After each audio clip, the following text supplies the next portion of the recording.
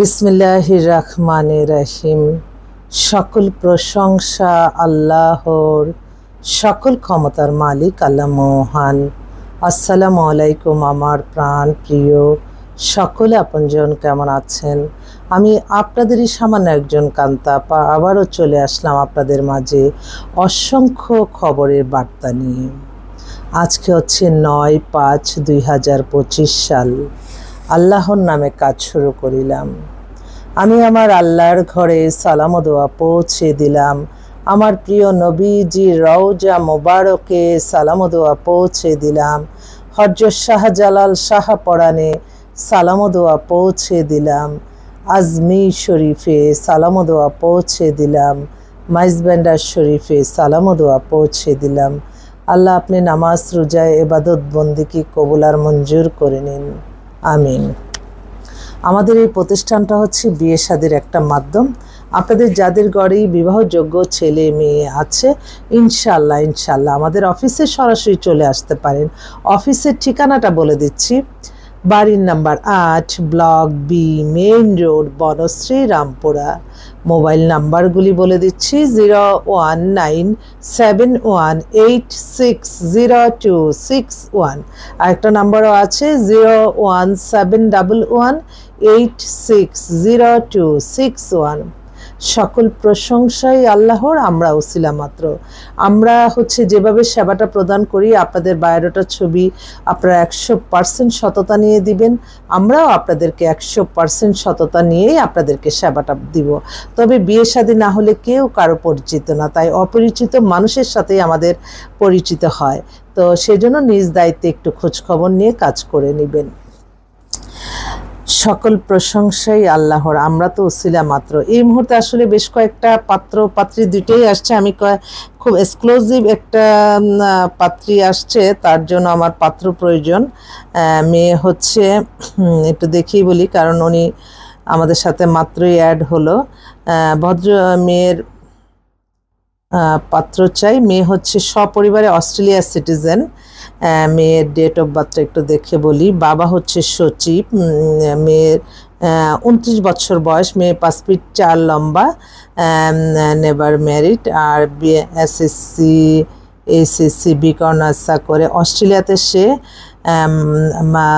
Social science, মানে অস্ট্রেলিয়াতে সে অনেক বড় ইঞ্জিনিয়ার, প্লাস সে অনেক বড় চাকরি করে। ফাদার হচ্ছে ডক্টর করা, উনি হচ্ছে সচিব ছিলেন। মাদারও ছিলেন এডুকেশনে একটা, উনি অস্ট্রেলিয়াতে এডুকেশনের একটা পার্টি আছে।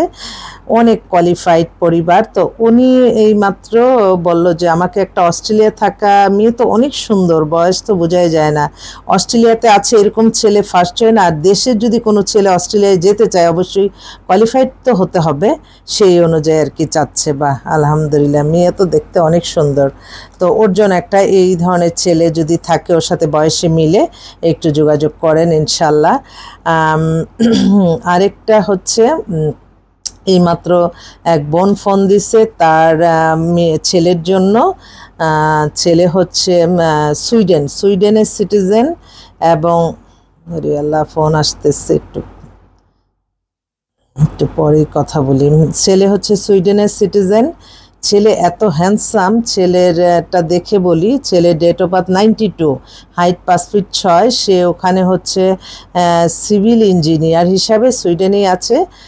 খুব ভালো ছেলে, আসতেছে খুব জরুরি ভিত্তিতে। সুইডেনের যদি পাত্র অনেকে খুঁজে, যে সুইডেনে কোনো মেয়ে থাকলে আপনারা একটু যোগাযোগ করেন ইনশাল্লাহ। আর এছাড়া আমার আরেক বোন, ওনার মেয়ে পাইলট, ডিভোর্স, 32 মতো বয়স, 5 ফিট 6 লম্বা, সরকারি পাইলট, অবশ্যই বুঝতে পারে, দেখতে অপূর্ব সুন্দর। ওর জন্য একটা ভালো ছেলে চাচ্ছে। একটু লিখে দিয়ে আপা মেয়ের ছবি বায়োডাটাটা পাঠান। হ্যাঁ, লিখে দিচ্ছি, মুখে বললেই কিন্তু চলে আসে। তো আমার অনেক আরেকটা পাত্রী, ও বরিশাল থেকে চলে আসছে আমার অফিসে দেখা করার জন্য। ও হচ্ছে ডিভোর্স, ওর বয়সটা 30-এর মতো, 5 ফিট 3 লম্বা, সুন্দর। ওর ভাইকে নিয়ে আসছে, বলল যে আজকে আমি সারাবেলা থাকবো আপনার সাথে, আমাকে একটা ব্যবস্থা করে দেন। খুব অসহায়ের মধ্যে আছে। আসলে আমরা একজন নারী হয়ে আরেকজনের নারীর পাশে দাঁড়াবো, এটাই স্বাভাবিক। কিন্তু বর্তমান সমাজে দেখা যায় কিছু নারীরা তাদের মানে তারা একটু হিংস্রত হয়, আমি তখনই চিন্তা করি যে কিভাবে তাদের মনে একটু মায়া জাগে না যে আমিও তো একজন নারী, কত কিছু পার করে প্রত্যেকটা নারীকে এগিয়ে চলতে হয়। মানে জিহ্বা যেমন সোজা হয়ে থাকে, ঠিক তদ্রূপ জিহ্বার মতো সোজা হয়ে নারীদের চলতে হয়। একটু এদিকে গেলেই দাঁতে কামড় পড়বে, একটু এদিকে গেলেই সমস্যা হবে। তো প্রত্যেকটা নারীরই উচিত নারীদের পাশে দাঁড়ানো। তো আমি কিন্তু সবসময় চেষ্টা করি মানুষের কল্যাণ যেভাবে হবে আল্লাহ তাদেরকে সেভাবেই রাখুক। কিন্তু কিছু কিছু মানুষ দেখা যায় যে একজনের আপনি ভালো দেখলেন, আপনার ভিতর একটা হিংসা চলে আসে। বিশেষ করে এখন সামাজিক যোগাযোগের মাধ্যমে এই ফেসবুকের কারণে হয়তো আমরা কোনো ছবি টবি দেই কোথাও কারোর সাথে গেলে, এটা একটা নিজের ভালো লাগার জন্য। এই 60 বছর বয়সে তো আর কাউকে ইমপ্রেসের জন্য না, কিন্তু এটাও নিয়ে অনেক মিথ্যা কাল্পনিক গল্প বানায়। তো আমি এই ব্যাপারে সকলের সহযোগিতা চাই। আমার এই প্রতিষ্ঠানটা একটা সুন্দর একটা প্রতিষ্ঠান, এখান থেকে মানুষের কল্যাণ হয় এবং হাদিসে লেখা আছে একটা বিয়ে দিলে হজের সমান সওয়াব। তো আমি সেটা ফলো করি, ইনশাল্লাহ চলি। এবং আমাদের জীবন মান পরিচালনা সব কিছু আমরা কেন মানুষকে ক্ষতি করি? আমাদের ভালো থাকতে হবে। আমরা তো মানুষের কল্যাণ করি, আমরা এগিয়ে যেতে পারি। আমি তো প্রতিটা সময়, প্রতিটা ক্ষণ, প্রতিটা মুহূর্তে মুহূর্তে আমার আল্লাহর কাছে আমি শুকরিয়া বলে শেষ করতে পারবো না। প্রতিদিন মনে করি যে আল্লাহ, এই আজকে বুঝি আর চলতে পারলাম না, আল্লাহর রহমত অগণিত কোথা থেকে চলে আসে আমি নিজেও কল্পনা করে পাই না। আমি সেজন্য আমার আল্লাহর কাছে শুকরিয়া, আমি শুকরিয়া। কিন্তু অনেকে আছে মানুষকে হয়রানি করতে চায়, আল্লাহ তাদেরকে আপনি হেদায়েত করেন এবং আমার ভিডিওটা যাতে কোনো খারাপ লোকের চোখে না পড়ে।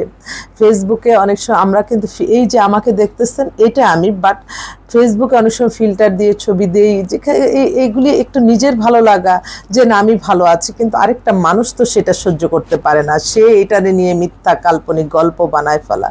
তো আমি সকলের সাহায্য সহযোগিতা কামনা করছি, কারণ আমি আমার সততা নিয়ে, আমি আমার আল্লাহর আদেশ নিষেধ মেনে চলেই আমি আমার প্রফেশনটা এখানে আমি মনে করি আমার যতক্ষণ আল্লাহ জ্ঞান রাখছে, অজ্ঞান যতদিন না থাকি, জ্ঞানের সহিত যাতে আল্লাহ চলতে পারি, ভালো যেটা ভালো করব, মন্দ যেটা সেটা ত্যাগ করব, গুনার কাজ এই পৃথিবীতে যাতে কেউ না করে, তখনই দেখবেন আপনি আপনার জীবন চলার সব কিছু সহজ হয়ে গেছে।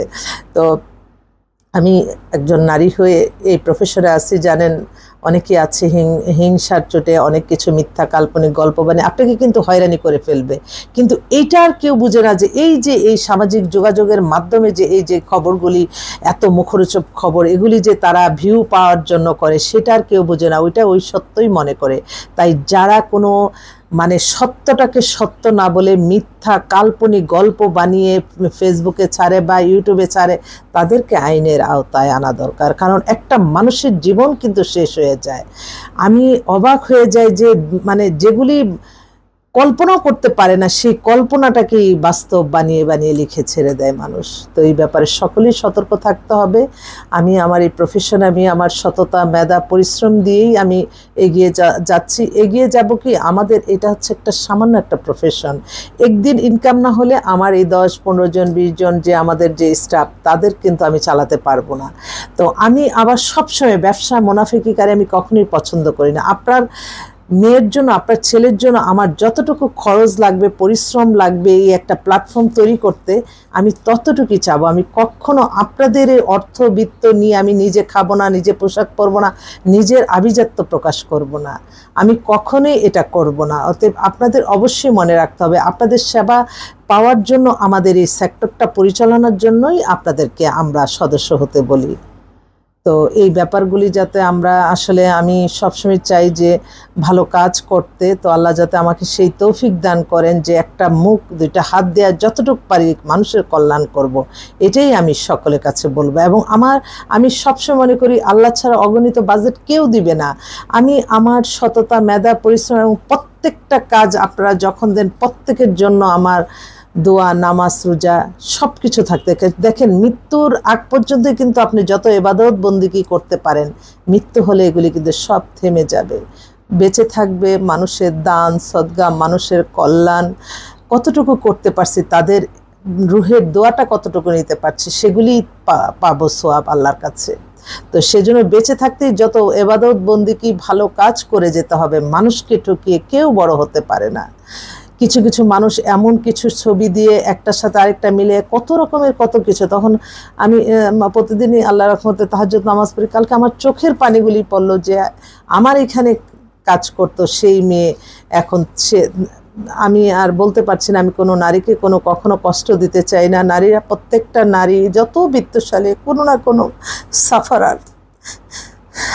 আমার নারীদেরকে রক্ষা করো আল্লাহ, মিথ্যা গুজবকারীদের থেকে আল্লাহ রক্ষা করো। আল্লাহ তুমি রক্ষা করো। আসসালামু আলাইকুম।